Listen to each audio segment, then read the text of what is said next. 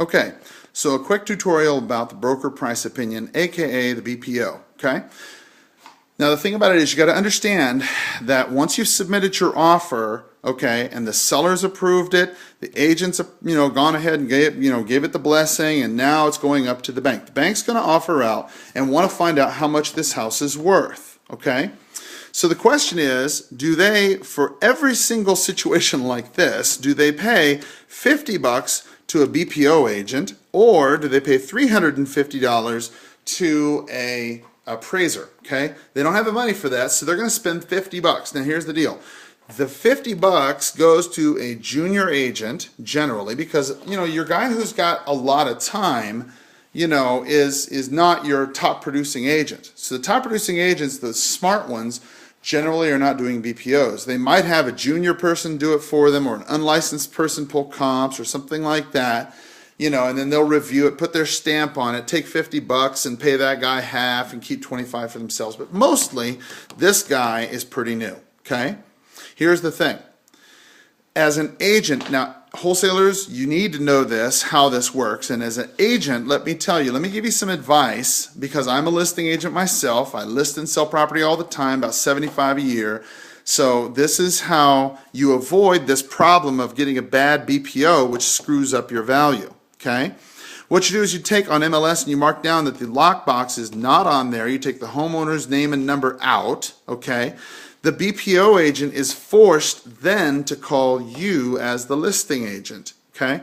Why you want that to happen is because you can't pay this guy money to influence what that value is. That's illegal. That's mortgage fraud. But there is nothing wrong with providing him pictures and comparables, because you want to show what the value is. Okay? And there's nothing wrong with personalizing it. Hey, listen, Mr. BPO agent, Mr. and Mrs. Homeowner, Susie Smith, she fell down the stairs, broke her hip, she can't live in this house no more, and it's really important for you to go ahead and get, help this value, okay? Because honest to God, they really need this. They qualify for half. They're going to get some money, and this would be a great opportunity for you to help them. And I've provided some comparables. This is why we think it's worth this.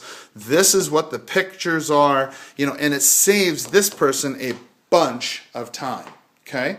Now think about this. This is all human nature. This guy did not get into real estate so he could drive around in a Honda Accord that's 10 years old and do BPOs all day for $50 a pop. That's not his life dream. His life dream is to be you, helping this homeowner, okay? And if you, as the listing agent, can say, listen, this is the reason why we need to help these people, and let's corporately work together. You can personalize it. Tell them how sick they are. Tell them how hurt they are. Tell them how awful their situation is. Show them comparables that you feel, 3 solds and 3 actives, that are appropriate, okay? Now, that's going to make sure you don't get a bad BPO, which will help you get your offer through. Now, that was to the listing agents. Now, you don't need to share this with them, but this is just for your agents so they understand the concept. Now, what happens is, okay, when you start submitting short sale offers, you need to understand this process, okay?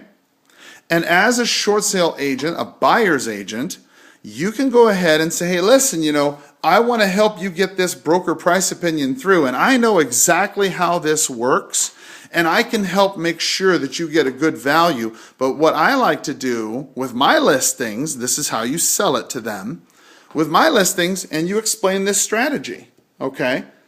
Because then what's going to happen is they will want to go ahead and get a good BPO, and they'll see the value of not, bribing the guy, but appealing to his human nature. They'll see how that will help the homeowner as well. Then the lockbox comes off, and guess what? You have no showings at all. Now, if you have no showings, you have no other offers that you have to deal with. Joe Schmuckatelli never gets to see the house. And even if they do leave the lockbox on, that's okay, because now there's nothing wrong with the buyer's agent or the listing agent showing up to the BPO, okay, because he's had to call to make an appointment. The listing agent said, yeah, no problem. You can see the house on Tuesday at 5. You're the buyer's agent. There's no reason why you as the buyer's agent, or the buyer for that matter, can't go out there and meet the BPO agent and say, hey, listen, just so you know, this is not like the other 16 BPOs you had to do today. This is Mr. and Mrs. Susie homeowner. And Susie broke her hip, and this is why they had her losing the house, and we're really counting on this BPO. This is the pictures, the damage we saw, because he's not going to have time for all that nonsense. I mean, he's going to have to take pictures anyway and all that, but if you can provide specific pictures and go through the house with him, hey, listen, don't forget about the mold over here, and don't forget about this over there, and this one over here is this, and this is over, you're providing comps, that's going to save him a whole lot of time. And when you personalize it, you're appealing to his human nature. He wants to help. That's what he got in the business for. He didn't get in the business. He doesn't care about the bank. Okay? He cares about this people if you make it look that way. If you don't show up, all he has are the comps that he finds. He never talks to these people. He doesn't know anything about it. And he doesn't even care. And if he doesn't care, then yeah, you're going to get a bad BPO. And that's why you're going to have a listing that's not going to sell. So listen, as a listing agent or buyer's agent, you really need to understand how a BPO works so you can help this homeowner.